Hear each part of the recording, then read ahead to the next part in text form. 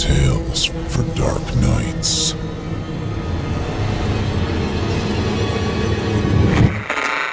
Want to make sure you never miss a Chilling Tales for Dark Nights video again?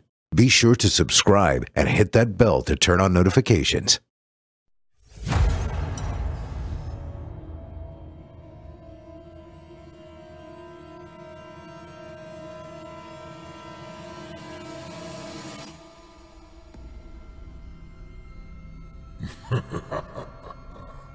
Good evening.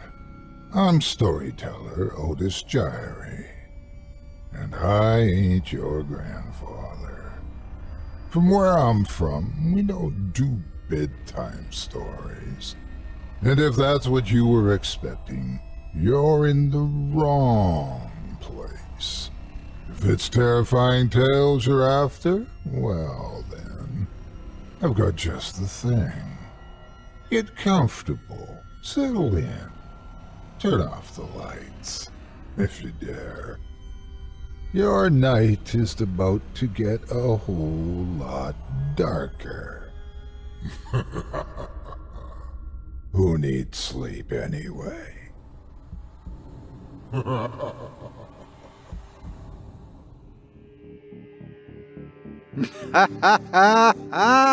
Good evening. You're listening to Scary Stories Told in the Dark. Welcome to Season 9, Episode 14. I'm your host, Otis Jiry, and in this episode, I'll be performing 4 tales to terrify you, courtesy of author Kitty Olsen, about captive clowns, dangerous dice, perfect plans, and sinful stitchery. You're listening to the standard edition of tonight's program, which contains the first 2 spine-tingling stories. If you'd like to show your support and enjoy an extended version of this and other episodes with twice the terror, visit simplyscarypodcast.com and click Patrons in the upper menu to sign up today. Thank you for your support. Now, it's time to take a walk together down the moonlit trail. So lock your doors, turn your lights down low, and settle in. The show is about to begin.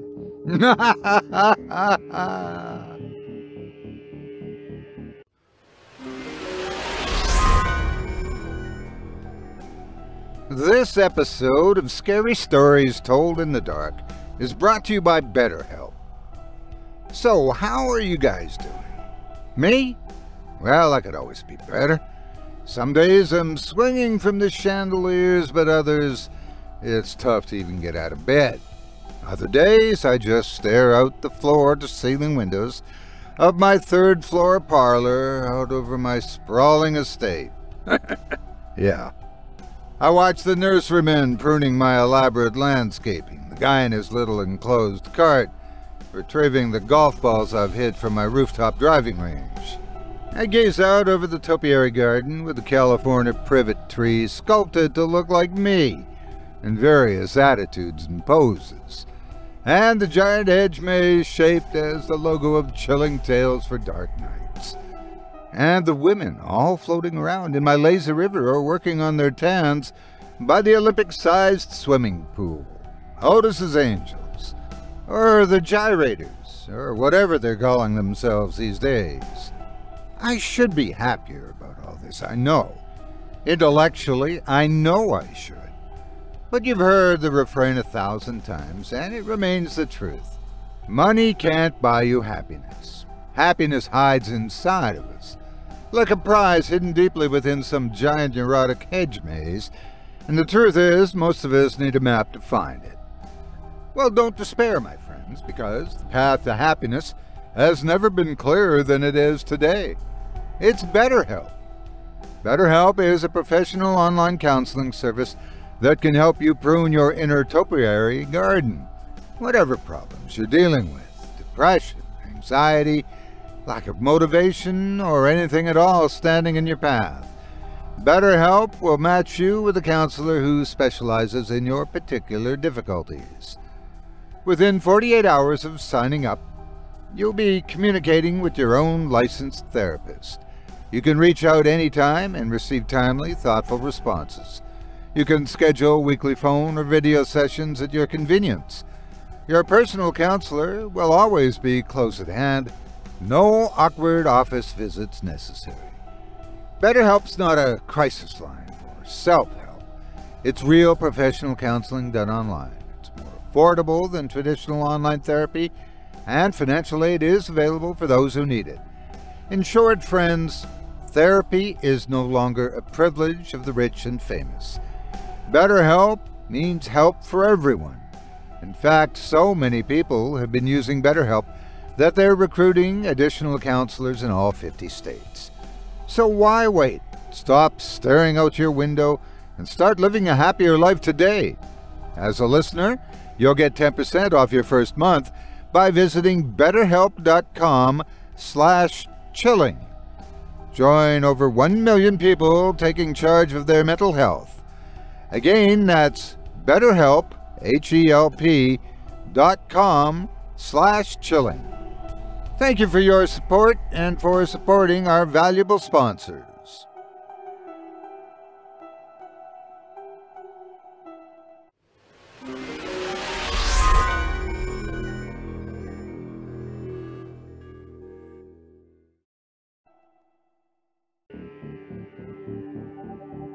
Sometimes, when a detective needs to find someone, they have to do a little undercover work.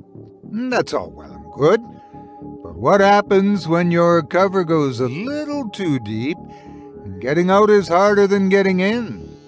Kitty Olsen presents in our first tale this evening a luckless fellow who searches for someone under the big top and finds the tent welcomes everybody. Without further ado, I present to you Instructions on How to Become a Clown.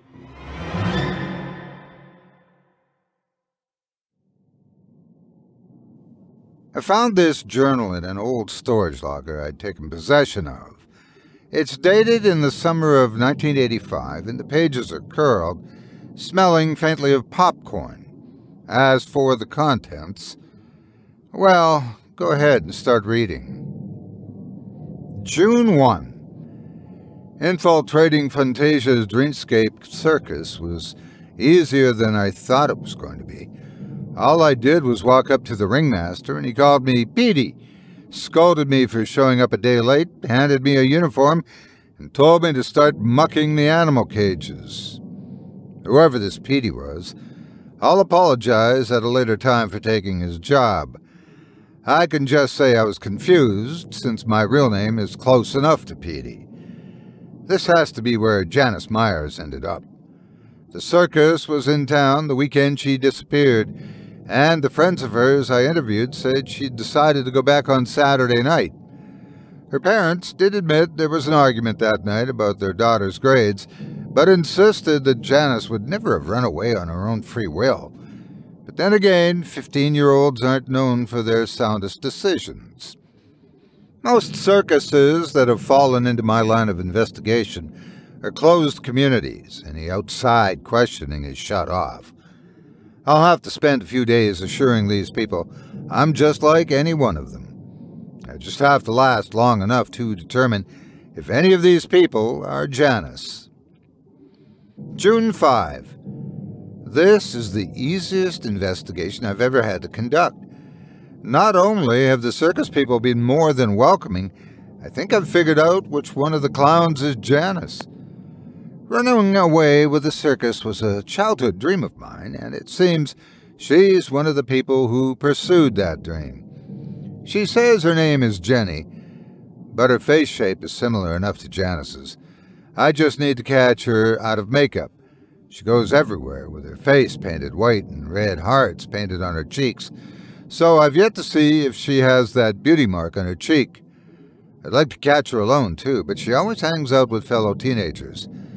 It appears even that she has a boyfriend, one of the acrobats named James. What happened seemed straightforward, at least. Girls fall in love with a boy, runs off to be with him. It's the oldest story in the book. Once I confirm her identity, I'll let her parents know post-haste. After, of course, I find the nearest police station and let them know that one of the clowns is a runaway girl. June 8. Today was the first performance I was lucky enough to catch. This may be the most fun job I've taken in a long time. Most of the time, being a private investigator means I'm following unfaithful spouses or checking to see if someone's scamming their insurance. Those drain at your sanity after a few years. Today, the ringmaster, Jacob Tanner, pulled me aside and told me to take a seat with the rest of the guests. I've worked hard. I deserved a breather. The performances here are fantastic. The clowns are hilarious. The acrobats are graceful, and the animals are as gentle as your average pet cat or dog. Thanks to working here, I get free snacks, too. I don't know how it's special, but the pink lemonade here is to die for. I'd drink it all day if my stomach didn't explode. Everything went off without a hitch. We'll be on the road in the morning. I imagine I'll confirm if Janice is Jenny, for once and for all, now that she'll undoubtedly be out of costume. Such a shame, too. I think she's enjoying her time here. But she is a child and she needs to go back home. June 15th. Janice is Jenny. I caught her out of makeup before she went on for her act, and she has the beauty mark. But something is stopping me from letting the police know. There was an accident that happened tonight. The act unfolded as normal, at least I figured as much. A strong man named Louis Wicker was at the base of a stack of clowns, and at the top was young Janice. 5 people stacked on top of another. It was an unbelievable sight. So unbelievable that it felt like a dream when Louis stumbled and the clown on his shoulders lost his balance. They all came crashing down like bowling pins. It certainly was not part of the act, judging by Janice's terrified scream as she plummeted to the ground. I heard something crack, and her body went limp. More clowns drove out a comical-looking mini-ambulance, as the ringmaster assured us that everything was fine. The fake clown doctors tossed the clowns that were knocked unconscious by the fall into the ambulance with about as much care as you'd throw a bag of flour. The conscious clowns and Louis were escorted off to the side. I tried to find the injured clowns after the performance, but they're gone. I don't know where they're being kept. After a fall like that, the extent of their injuries must be horrific. Tomorrow I'm going to call the police to report this incident, and I didn't see any real ambulances or any sign they were being taken to a proper hospital. Without a doubt, Janice needs emergency care. June 16th. Now I'm just confused. Janice is fine. Somehow completely fine, as are the rest of the clowns and Louis. I saw her this morning at breakfast, just as energetic and happy as ever. She and James were sharing a plate of muffins and a bag of cotton candy. Yeah, for breakfast. Teenagers, what can you do? I'm not any better. I'm having pink lemonade with every meal, between them, too. I may have to ask for the recipe. It's genuinely the best lemonade I've ever had. I did manage to question Janice about the fall, and she brushed it off, saying that the clowns here have taken worse falls and bounced back even quicker. She mostly felt bad for Louis, she confided, as he blamed himself. Something's not right here. I'm going to stick around for a bit longer, as Janice is in perfectly good health and in no immediate danger. James seems like a solid boy, as do other friends she's picked up here, and we're pulling into another town tonight. June 18. We're leaving tonight. We're not spending the whole week here. I've gotten quite used to the schedule already, especially because my job's quite easy now that my muscles have adapted to the labor. So, last night, when I was roused and ordered to get the animals ready for travel, I was more than a little confused. I managed to hitch a ride with James, Janice, and a juggler named Charlie. I grabbed a seat in the front of the cab of the truck with Janice, Charlie, and James in the back seat, with a girl I'd never seen before. Teenager, not much older than Janice, with a blanket over her shoulders and face puffy and red with tears. I think she's another runaway. James was very gentle with her, giving her water and pink lemonade to drink while stroking her hair. I've never met such a sensitive teenage boy. I can see why Janice is so taken with him. Speaking of which, she's not exactly happy with this new development. Our young love, truly so fickle. This might work out, though. If Janice just wants to leave, then I'll simply reveal my identity and take her home to her parents, and it's not like they can hold us here. June 19. The kids spent their time coming up with a new name for the girl in the truck. Whatever her name was previously, she doesn't want anything to do with it anymore. I don't know much about her backstory, only that she was in a bad place and needed to get out. After many ideas and more than a little bickering, James suggested the name Dixie, and that's the name she's going with. I think it's rather cute, and it certainly suits her. Janice is managing to be polite, but I can already tell she's seething with jealousy. Something about that performance gone wrong is still nagging at me, and there is the fact that Dixie is likely another runaway child. But unlike Janice, I don't think Dixie has a good home to return to, with parents that worry about her safety. She's tense, flinches at loud voices, and is constantly apologizing for just taking up space. You won't find me reporting her. That's not my concern. My concern is Janice and no one else. June 22. Last night's show went well. Dixie is yet to perform, but she's currently training, according to James. Janice is sulky, but refuses to tell James what's on her mind, at least as far as I know. I think my plan of just waiting it out is actually going to pay off. But then again, maybe I should spend more time second-guessing my judgment. After the show, I was heading back to the truck when I heard what I knew could only be one thing: drunk showgoers. This wouldn't be a problem, except I took a shortcut through where the animals were kept after the show. I made haste to the source, and sure enough, these three idiots were sticking their hands in the cage just for moments at a time to taunt the tigress that was in there. Obviously, lovely Belle, or just Belle for short, was less than impressed. I broke into a run when I saw one of the idiots actually manage to get the cage door to unlock. It swung open, and Belle trotted out, her ears pressed flat against her head, as she growled. I expected one of the idiots to become mincemeat as I saw her raise a paw. Only Charlie seemingly appeared out of nowhere and body-slammed her target out of the way, saving him from his deserved fate of being a cat toy. The tiger raked its claws down Charlie's back, and he screeched before he tumbled to the ground, huddling into a little ball. His yellow clown suit was soaked in blood by the time I got there.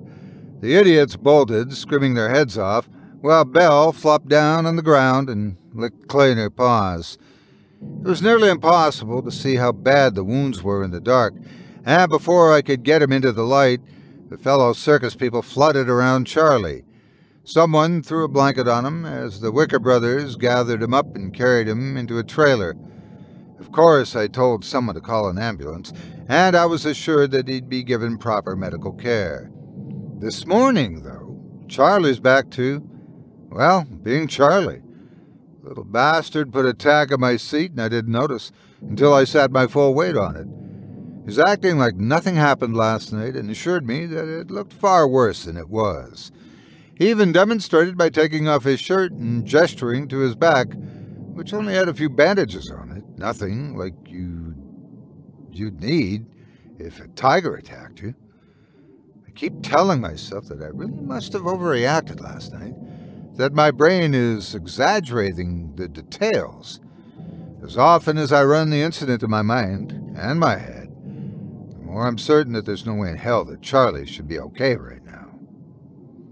June 25. Well, it finally happened. I'm taking Janice home. I was talking with the sullen girl, being as subtle as I could about her going home, when Dixie emerged from a tent. I'd not seen her since she was given her new name. I was starting to wonder where the girl had gotten off to, and here she was. She had pinned her hair up in twin pigtails. Although her clown makeup made her look like she was crying, she was grinning from ear to ear. Dixie had become a clown, and I think that's the life that will suit her the best. Charlie gaped like a fish, and even James seemed taken off guard. "Already?" he croaked out, staring at the girl. Dixie nodded and spun around. "I'm one of the clowns. Put away your frowns. I've taken them all. No more will I fall, for I'm a clown," she said, before cartwheeling over to the table and using the flower pinned to her sweater to squirt me in the face with what smelled like really strong rose perfume. Charlie clapped while James sprung to his feet, picking Dixie up and spinning her around and around. It might have gone over my head a bit, but the three seemed really happy, until Janice slammed her fist into the table. The girl had gone red with rage, getting to her feet and screaming, "Liar! Liar! It takes weeks to become a clown. You're a fraud, a fake, a phony. Everything about you, from your name to you, is so disgusting and fake." It was so awkward. I desperately tried not to cringe, but I don't think I quite managed. Dixie was surprised for a moment before her bottom lip trembled. Now those tears going down her cheeks were real as she began to sob. Charlie got up to comfort her, but she took off, running right back into the tent she'd been training in. James watched Dixie go before turning to Janice. To his credit, he seemed mostly calm, but his fists were balled up so tightly I was afraid I'd have to go between the lovebirds to prevent a brawl. He just gestured for her to follow him, and the pair went off. I did my best to attempt to listen in on the argument, but I only got bits and pieces. Enough to know that James called Janice for being way out of line, and that although he cared for her, he wasn't really feeling the spark anymore.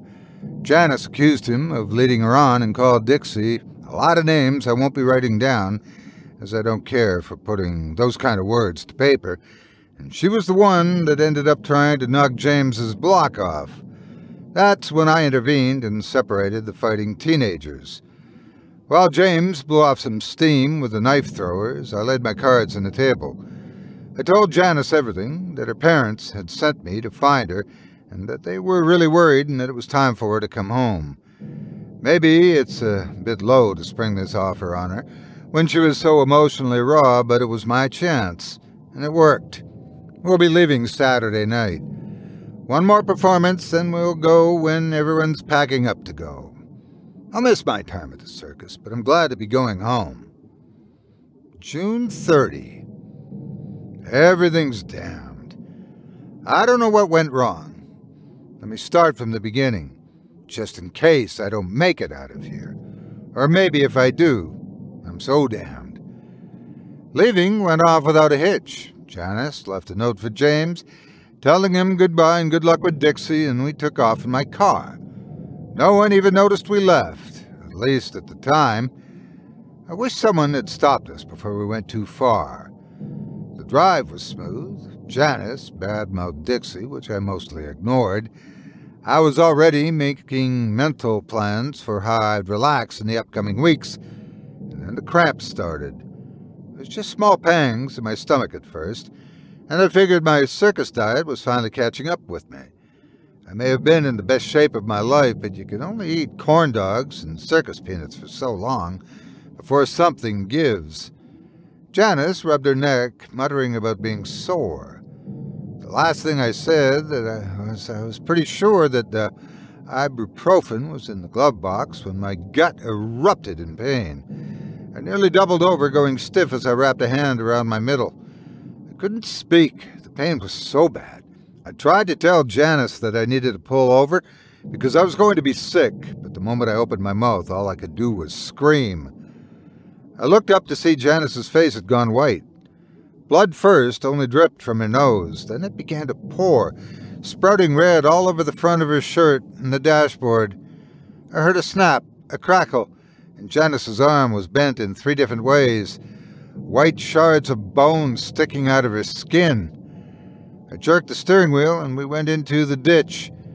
I banged my head off the dash, but at least we'd stopped. I bit my tongue and tried to unbuckle myself, but the damn buckle locked, so I was just struggling uselessly while Janice's body continued to break. She cried, slumping against the car door as I heard more snaps and pops. Her leg twisted the wrong way around. The way she flinched made me think of when I saw someone trying to nurse broken limbs, and any twitch or movement looked agonizing. Janice looked at me one last time. "Help me." Her neck abruptly snapped to the side. Her eyes rolled back, and just like that, Janice Myers was dead. I finally got loose from the goddamn seat buckle and threw open the door, stumbling out as if it felt like something was trying to rip its way out of my gut. I collapsed to my hands and knees, the world spinning around me, before I heard an audible gurgle from my stomach. I vomited all over the ground beneath me before I collapsed. The world spun circles around me, round and round like a carousel, and all I could really remember before it all went black was that my vomit was bright pink and smelled of lemonade. I woke up here. I don't know where I am. The cement walls hang with circus posters from years past, stretching back to the 1920s. The lights are sometimes on, and they're usually off. I'm hurrying my writing because I don't know when they'll turn off again. Curtains hang from the ceiling, dirty, old, and I swear they change positions whenever the light comes back on. I don't know, I can't be sure. They beat me. Charlie, James. For being teenagers, they're much stronger than they look. James was the instigator. Charlie mostly just shoved me back whenever I tried to make for the door. I think James was supposed to use the paddle the entire time, but he dropped it in favor of his fists, and he didn't hold back. The lights went on and off, on and off. I must have lost consciousness by the time they left. I can't find the door anymore. I don't know if it was even there to begin with. What did I get into? Why is Janice dead? What have I done?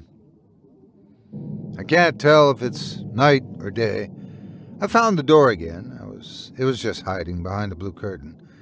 It's locked and I can't make it budge when I throw myself against it. It must be locked from the outside. I need to conserve my strength. There's no food offered, just bottles of pink lemonade lined by the door. They're mocking me. I'm not going to drink it. It might be poisoned anyway. I have to get out of here, and I can't brute force it. I have to wait until the door opens again. Throat's so dry. No one's come through the door. They've left me to die down here, haven't they? Because of the car accident. That had to be what happened. A body doesn't crumple. I must have swerved to avoid something and crashed the car. I'm sorry, James. If you read this after I die, I'm so sorry. I didn't mean to hurt Janice, I swear. You may not have been in love with Janice, but I know she meant a lot to you. I'm sorry to you too, Charlie. Please, let me out of here. The lemonade is so refreshing. I had to drink it. It's so hot in here. There's no ventilation. I need to keep writing. I don't know why they didn't take my journal, but it might be my only way to stay sane. I can't remember the accident still, and I can't tell if there was one or if really something else did happen in that car. All I recall is Janice's body looking like a train wreck. They have to come in sooner or later. That's when I can escape. No escape. They made the door go away again. It was James and Jacob Tanner. And someone else, a magician maybe. The door disappeared. They were there, and they began my training. Jacob said they needed someone to take Janice's place. They're down a clown now, and since it was my fault because I took her too far from the circus, they want me to become a clown. I told them, no, I'm not going to be a damn clown. I'm a detective. I told them that. In response, James put a stupid hat on my head and declared me a clown detective before laughing like he told the best joke in the world. This training is just an excuse to torture me. They hand me balls to juggle whenever I refuse to juggle or drop them, I get cuffed in the back of the head or whacked with a paddle. The last time I dropped to the ground, I closed my eyes for just a second before I woke back up and everyone was gone. I keep checking behind every curtain. I can't find the door. All 4 walls are blank. I don't know how, but they made that door go away. They left me a bag of popcorn, too. It's stale as hell, but I needed to eat something. I keep begging for their forgiveness. I've stopped fighting back. I just want to go home. I won't tell a soul, and no one would believe me anyway. They just hand me a knife and tell me if I don't hit the bullseye this time, they're going to break my fingers. Am I really alone here? Sometimes I think the curtains are hiding someone. I keep sweeping them out of the way, but there's no one there when I do it. Maybe it's like the door that keeps disappearing. When I'm training, I see them talk to this person sometimes. They turn their head and ask something. I can't really ever hear it, but they call this person the ringmaster. Even Jacob calls him the ringmaster. I flip back to check my memory. James is the ringmaster, or maybe he isn't. I don't know anymore. My brain is swimming. They keep calling me Petey. My name is Paul. I'm Paul, not Petey. Or maybe not Paul anymore. Maybe not. The ringmaster's always been here. Behind the only curtain that's never torn, she's watching me. I can't see her except for her silhouette, where she lounges to overlook my training. I'm too scared to move it, now that I see this room for what it really is. I'm in a tent. I'm in a circus tent, and my face is smeared with white paint that I don't think I put on. I'm not sure. I didn't put it in my journal. I definitely didn't keep this stupid detective hat on. I'm now back in the cement room, but it only looks like that. I know the truth. I need to pull back her curtain. Dixie came to visit me. She's such a sweet girl. She yelled at James and told him to be nice to me. She cradled my head and soothed me while I cried in her arms. I told her I wanted to go home, that my name isn't Petey and it won't be Petey, and that I won't be a clown detective. She told me of a story of a girl who no one loved, that no one saw as a girl, but as a thing, an embarrassment, an inconvenience, and how she'd climbed to the tippy top of a tall building, all to end her life when she saw the circus lights. She figured why not spend the last few hours she had on Earth at a place that was truly happy. She told me that the circus wanted her, and it wanted me too. It's always wanted me. It's why it let me in. Nothing was accidental. Dixie left me a cup of pink lemonade and a spam sandwich with the crusts cut off. The nostalgic taste made me cry. The curtains needs to go. I need to know why the circus wants me. Please tell me why I have to stay. Ha ha ha ha. Well, the time has come to go where the air smells like popcorn and bubblegum, where the tents reach the sky and we no longer need to cry. This is how I've become a clown. This is how you become a clown. Come to the circus that's here in town, when all you've known is burned down. There you'll meet an acrobat, a juggler, and a crying girl. If they'll help you, give it a whirl. You'll be given pink lemonade and all sorts of delights. You'll begin your training that very night. To be sure not to sob when it hurts. You're just getting your just desserts. To be a clown is to be forever. As long as the circus endeavors, pull back the curtain and meet the ringmaster, a beauty with the skin of alabaster, with cheeks redder than apples candied. She smiles at you and offers you a glass brandied. You take it. You don't say no to a woman like that. Once you sip, she'll give your head a pat. You're alone in the world, aren't you? She'll say, knowing that it's true. You'll nod. You don't attempt to deny that all this time you've just stood by. This world has not been kind. to those who don't fit into average humankind. You've always been one of us, she told me. That girl who died was too carefree. She never understood what it meant to be a clown. How you should build up, not cut down. That in this circus you'll never feel harm. That here you'll always be meant to charm. But once you leave, you'll be pained. From that you cannot be unchained. Sad that Janice had to die. But come now, you have had your cry. It's time for you to smile. You have finally passed your trial.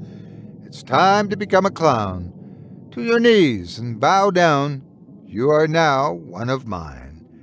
You have become one of my bloodline. I knelt before the ringmaster, taking her hand. The circus is a family that will never disband. And just like that, I've become a clown, never again to frown. I hope that you'll see these tents one day and come on through the doorway. If you want to become a clown, here's a tip. Get some pink lemonade and have a sip. Run away with the circus, and like that, you'll be one of us. Ha ha! Ha ha!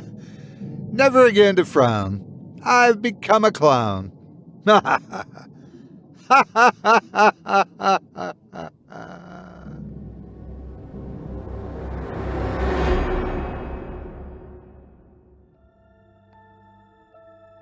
I hope you enjoyed instructions on how to become a clown by author Kitty Olsen, as performed by yours truly. If you enjoyed that first tale and would love to read more from tonight's very talented feature author, you can help support them by visiting simplyscarypodcast.com/Olsen, spelled O-L-S-E-N. You'll find her profile where you can follow her on social media or see what other items she has available under the moniker of the Odd Cat Lady. Surely you'll find nice, quiet, soothing stories from a name like that, right? Yeah.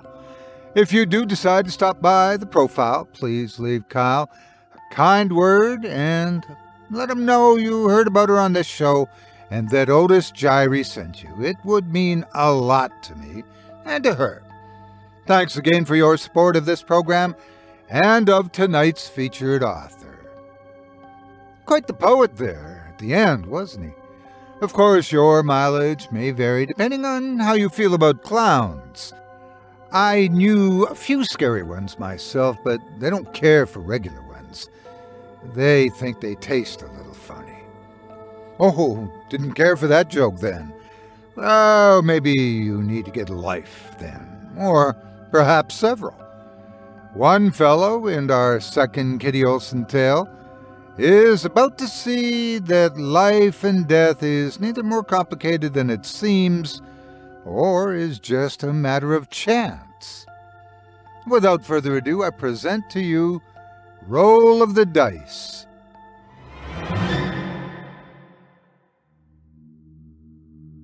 A few seconds. I looked down for just a few seconds, and I ended up being treated to an experience that has permanently warped my sense of reality. I was driving home after work. I had to stay late to help clean up, and the sun was already on its way down when I finally got out the door. I had a podcast playing on my phone, and for some reason, it had randomly paused, so I glanced down for just a moment to see why it stopped. When I looked back up, I was faced with a pair of headlights flooding my vision, and I couldn't even hit the horn before I collided head-on with the other car that had drifted out of its lane. I strangely don't remember any of the pain that I had to have felt. I mean, I was in a car accident, and I woke up from my week-long coma. I definitely felt pain. Both my legs are broken, along with several of my ribs and my back. My face was so swollen I looked like I'd been used as a personal punching bag of a heavyweight boxer. But no, I don't remember any pain. Just the light. And then I was walking down a dark hallway, following the light. I can already tell what you're thinking. A light at the end of a dark tunnel. I'm clearly going to heaven, and this is my story of how it's really like up there. That maybe God's actually devouring the good souls. Maybe hell was the better option, or maybe God's dead and the angels are coming down to end the scourge of humanity. No, not really. I didn't go to heaven and I didn't go to hell either. I'm not sure if either of those exists anymore. I got the impression this wasn't quite what I'd been told to expect when I heard a man speaking with a posh British accent. Sure, she's got to enjoy life to its fullest, with her luxury vacations and fine food, but was it really worth it to lose it all at age 28? All because she took a drunk nap behind the wheel of her car. A softer voice responded to his, feminine, and barely above a mumble. I don't understand why she made such a poor choice at all. The British man chuckled. Humanity is known for such things. I picked up the pace, heading right for the light until I came out in a theater box. I'd never been in one in my life before, but it didn't take long to realize that's exactly what it was, a theater box, overlooking a lovely, if not nearly bare stage and an uncomfortable amount of seats, the rows stretching back until they faded out of sight. A petite young woman was in the box with me, probably only a year or two older than me, dressed in a scarlet gown with a tulle skirt and her brown hair neatly pinned up, sitting at a small table and looking down at the scene below. She was the first to look back at me, her eyes widening as she realized I was there. "Oh, what? You didn't roll yet?" she said, brows knitting in concern, before she grabbed the arm of the man next to her and tugged on the sleeve of his blue-gray tweed suit. Irvin, I think he's lost." The man didn't even twitch. "It's just a mistake. Sometimes they happen. He'll leave when he figures out it's not yet his turn." Finally, he turned, an older, dapper-looking gentleman with a white handlebar mustache and a pleasant expression. "Come on in, boy. She's almost done with her role." The woman bit her lip before scooting to the chair on the left and patting the one she'd vacated. "Here, take a seat, I guess. I'm Penny." I don't know why I listened. It's insane when you think about it. But I took my seat between a pair of strangers. It was then I realized I'd also been dressed up to the nines in a black tuxedo that I remember once renting for a friend's wedding. They said a wasted bridesmaid had puked on it, so I had to purchase it. But the stains were nowhere to be found now. Once I sat down, the older man gave me a firm handshake. "And I'm Irvin. Pleasure to meet you, Matthias." I couldn't even ask how he knew my name before I heard a strangely familiar rattling sound. Irwin just pointed toward the stage, and I saw a woman was standing next to the table, staring aghast at the dice on the table. It was a trio of 10-sided dice. D10s if you play tabletop games like I do, colored bright red and glittering like rubies. I couldn't have had a clearer view of them if I was standing right next to the woman who just rolled them. I flinched as a disinterested and disembodied voice filled the room. "Final score, 434. Proceed to stage right." "Let me roll again. That's not fair," she snapped, actually stamping her foot on the ground as she tried to pick up the dice. They might as well have been glued to the table. She couldn't make them budge an inch. "Final score, 434. Proceed to stage right." The voice repeated. With another stomp and huff, the woman stormed in the proper direction. At first I thought I saw things, but it was not my imagination that her long blonde curls were retreating into her scalp, the color darkening to off-brown. Her flawless face with mauve lipstick morphed and changed until it was unremarkable, with a pair of crooked glasses sitting across the nose and acne scars stretching across cheeks and forehead. Glamorous party dress turned into khaki slacks and a clumsily buttoned pinstripe shirt. And now gone was the beautiful girl, replaced by a drab and completely forgettable man. His shoulders slumped as he vanished behind the curtain, head bowed with shame as the life that he'd had before was gone for good. Penny cleared her throat and looked over at Irvin. From socialite to... She trailed off, unsure what to say next. From Brianna Pendia to Noah Smith. Irvin chuckled and adjusted his glasses. Noah won't really do much in life. Unremarkable in school, he'll never go far in his career, although he won't have much ambition anyway. No, he won't even marry, and will die in his sleep at age 43 from a brain aneurysm. He said in a way that he'd seen this all before. I was speechless. What do you do to even say to a sight like that? Penny shook her head, clearly amazed, as I was, but in a different way. I don't understand it either, but Irvin has such a talent. He can predict lives like no one else here, she said. Oh, such flattery. Irwin's eyes twinkled in a grandfatherly way as he looked over at Penny. But really, it's a learned skill, not a talent. It's not about the end score, it's about the numbers that make it up along the way. I swallowed, finally remembering how to use my mouth again. Was she reincarnated? I asked. Irvin nodded. It's quite the sight, at least at first. Nowadays, it's hardly interesting unless someone rolls the chosen score of the day.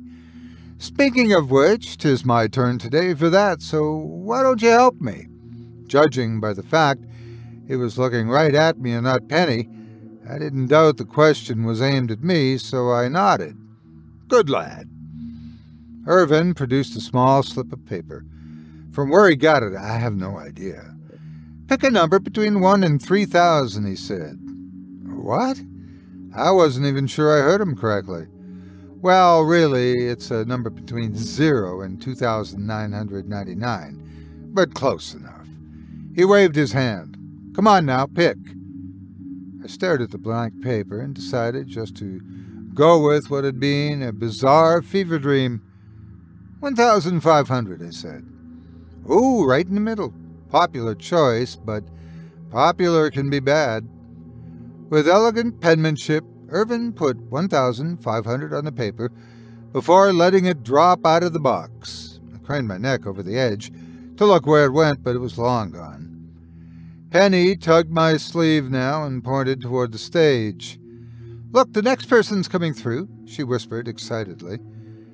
The theater quietly clapped as an elderly man crossed the stage, helped along by a cane. Once again, Penny looked expectantly at Irvin, who adjusted his glasses and squinted before recognition flashed through his face. Of course. John Davis rolled a 1622. He lived quite the long, fulfilling life, a marriage of 60 years, 8 children, 22 grandchildren, even got to see 2 great-grandchildren be born. For a family man like John, that was very important to him.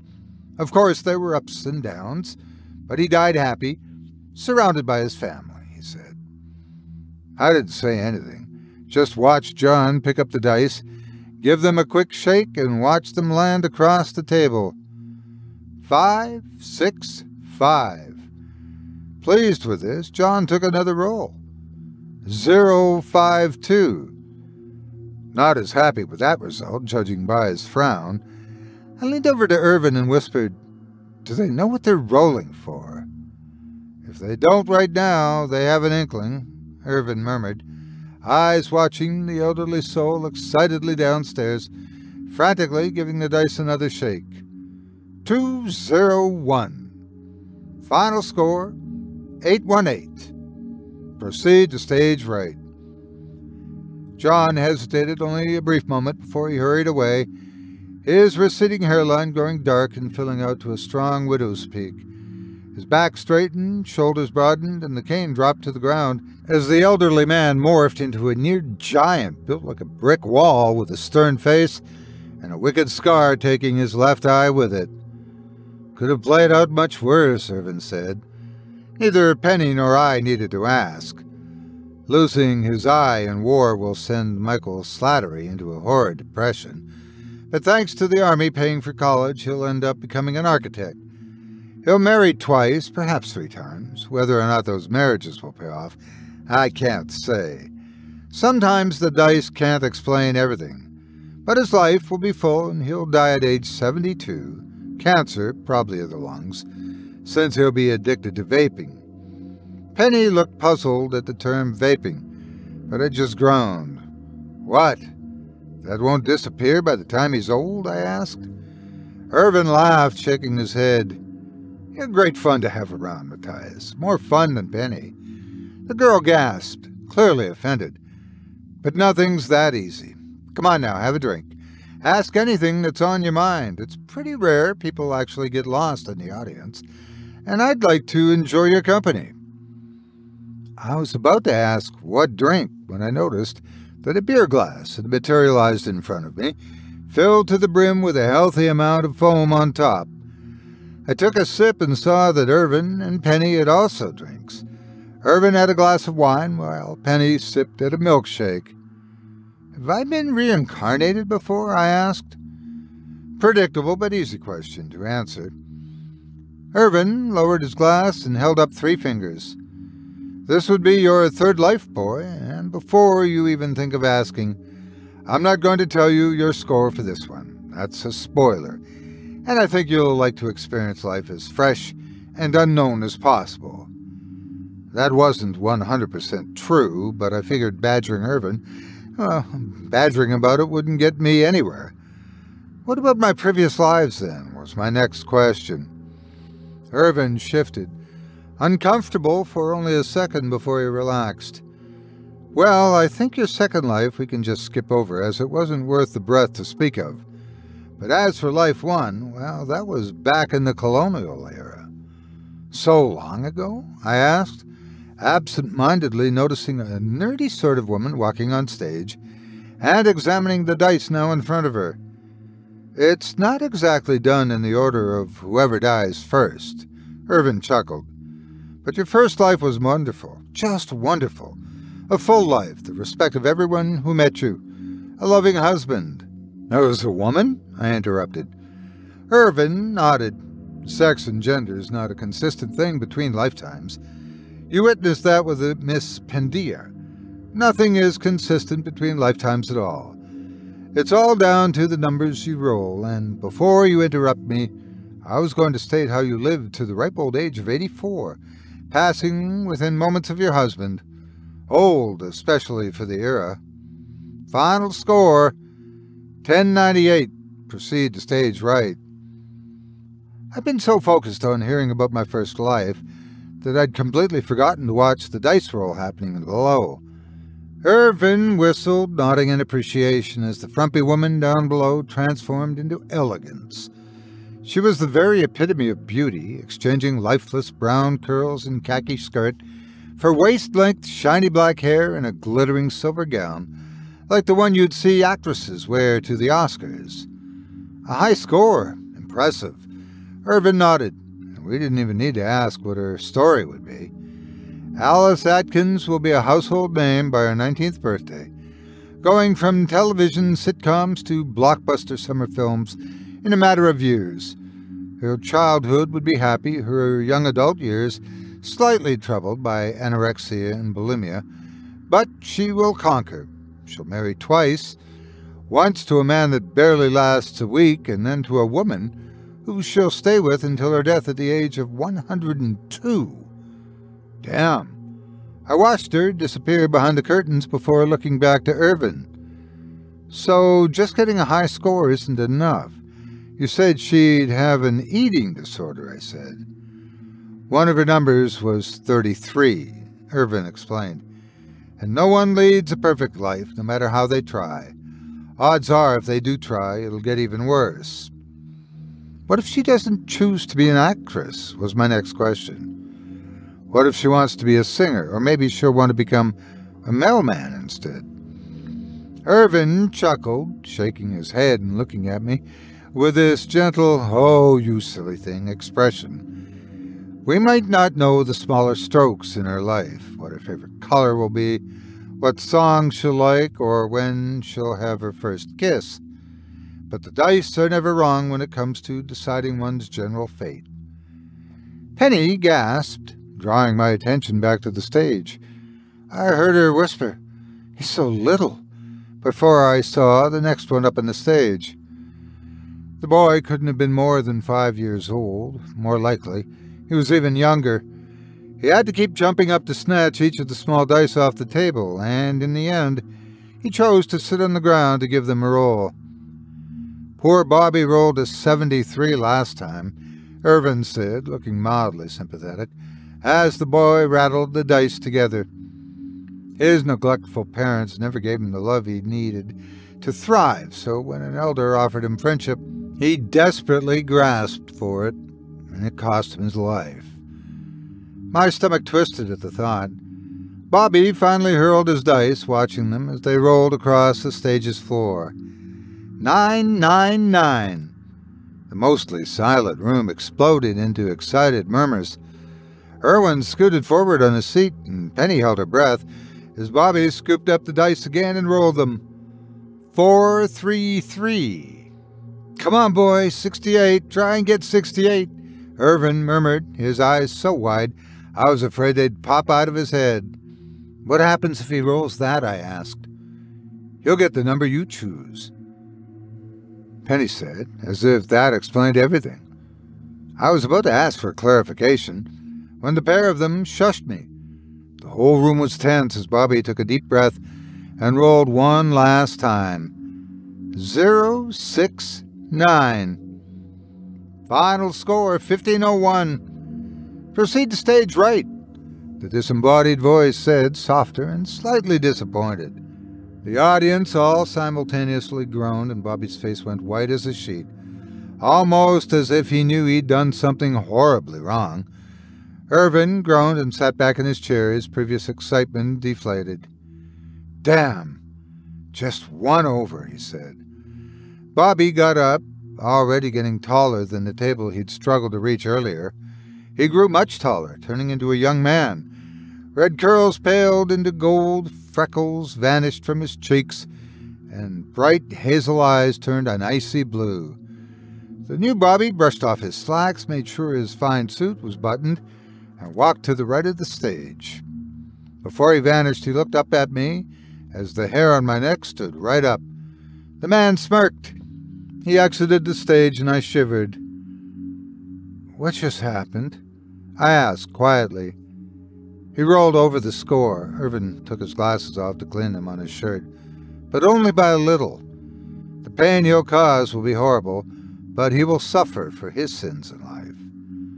I swallowed the lump in my throat. What will he do?" I asked. I could see Penny out of the corner of my eyes. Her lips pressed firmly together as she too awaited Irvin's answer. Irvin was quiet for a little more. "His victims will be no older than 10, and the youngest will be 7. Due to his family's wealth and status, he'll be able to cover up his morbid nature. But as the bodies pile up, the suspicions will grow and grow, until one of his fathers, personally, tracks down the perverse bastard and kills him. Slowly, painfully, just like he did to those boys." I just froze.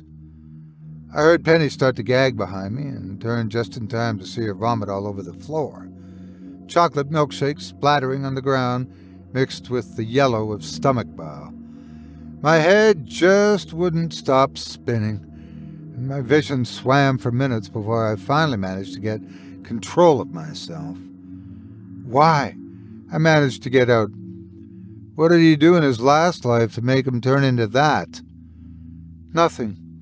Irvin picked up his wineglass, not drinking it, just swirling the deep red liquid in the glass. "Nothing at all. Each life is a clean slate, and for that you certainly should be grateful. If you were living according to your second life, well, you wouldn't be near as fortunate as you are." My heart sunk into my shoes. What did I do?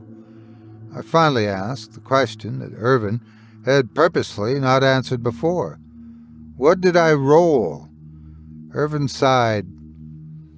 On that day, I picked the number 2,304.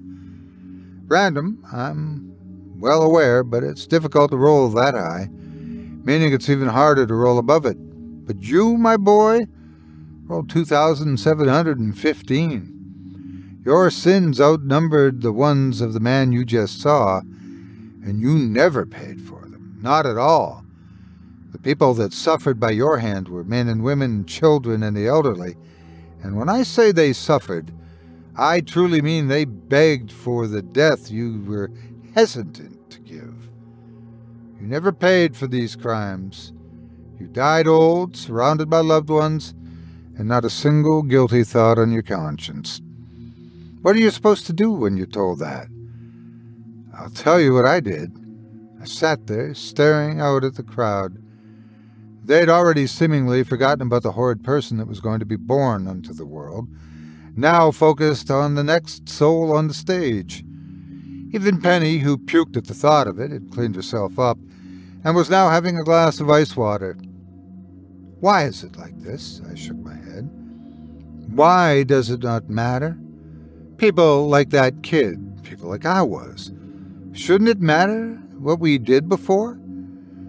At this point, Irvin smiled almost condescendingly at me, like I was a stupid child asking wise questions that should have been obvious. And then he responded, "And what would be the fun in that?" I leapt out of my chair once the horribleness of it all sunk in, looking to Penny for any sort of backup, any sort of criticism of this genuinely messed up system. But she couldn't even look me in the eye. I backed away, back down the way I'd come. Irvin raised his glass and waved goodbye. "See you when it's your time, boy. I'll be sure to save you a seat if you roll the chosen score that day." I ran back into the darkness, tripping over my own feet as the light behind me faded away to a small dot and then nothing. And then I awoke in the hospital, screaming through the tubes and thrashing about as much as I could in the bed with all the casts on my body.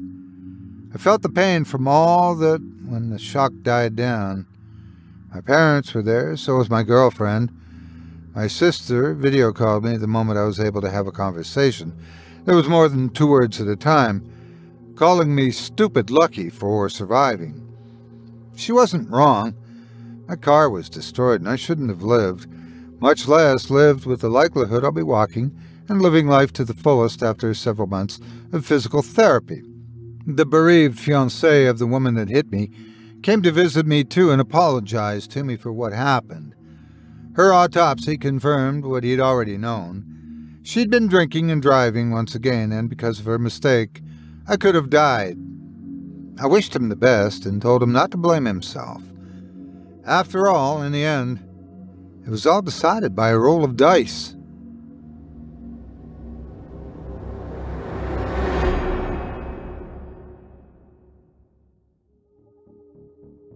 I hope you enjoyed Roll of the Dice by author Kitty Olsen, as performed by yours truly. If you enjoyed the tales you've heard tonight, I'd like to remind you one last time that tonight's featured author can be found by visiting our website. Just visit simplyscarypodcast.com/Olsen, spelled O-L-S-E-N, and visit her profile to see more of the weird, the unusual, and the horrifying. And that's before you can even click a button. As a reminder, if you do decide to give any of this talented author's stories a read, please consider leaving them a quality review and a kind word, or a thoughtful public comment and an upvote, and be sure to let them know you heard about them here on this program and that Otis Jiry sent you. It means more to me than you can imagine, and I'm sure Kitty would appreciate much of it as well. Thanks again for your support of this show and of tonight's featured author. Now, before we go, I'd also like to take a moment to thank you personally for joining me for this episode of Scary Stories Told in the Dark. If you've enjoyed what you've heard on today's program, please take a moment to stop by our iTunes page or wherever else you listen to your favorite podcasts and leave us a 5-star review and a kind word. It makes a huge difference and would mean a lot to us. In case you're wondering, the latest edition of Listen Notes has this podcast ranked globally in the top 0.1%. So you're in for good company here.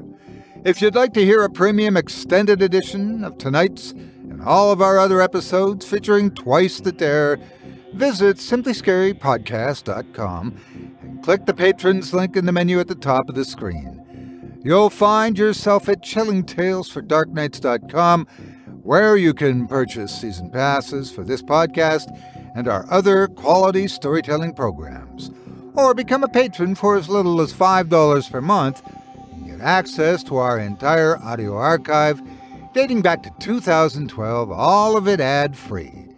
If you happen to use Facebook, Twitter, Instagram, or YouTube, you can follow and subscribe to Chilling Tales for Dark Nights there, where you'll get all of our latest updates and new releases and have the chance to interact with us each and every week. You can subscribe to me on YouTube as well at the Otis Jiry channel, where you'll find releases of my series, Horror Storytime, dating back to 2014. And you can find me on Facebook, Twitter, and Instagram too. Just search for Otis Jiry. Until next week, stay spooky and get some sleep. If you can.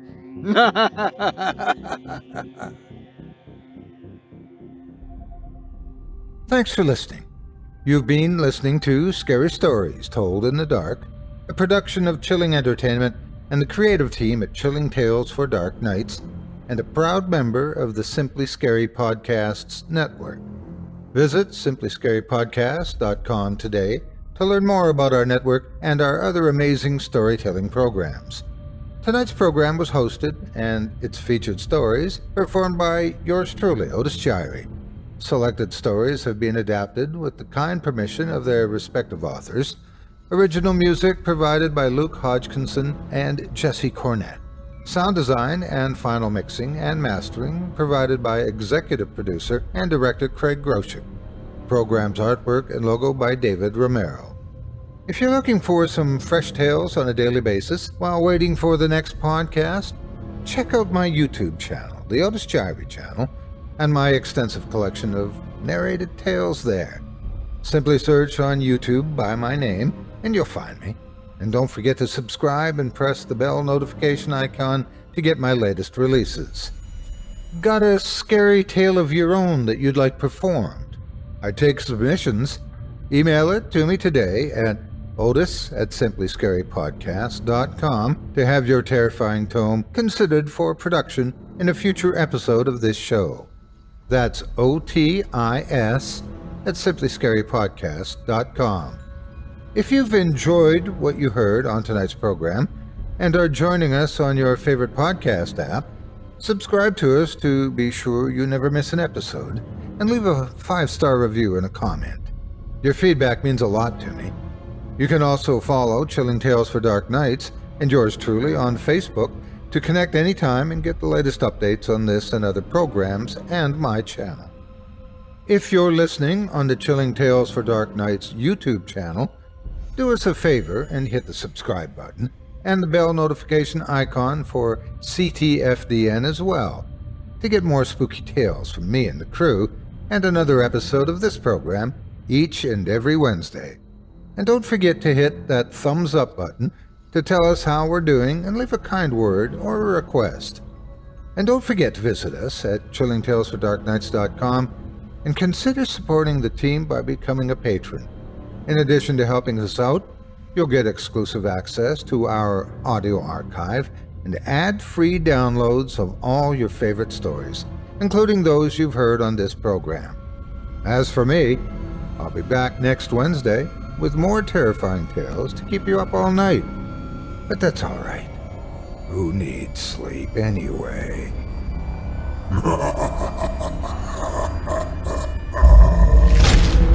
Chilling Tales for Dark Nights.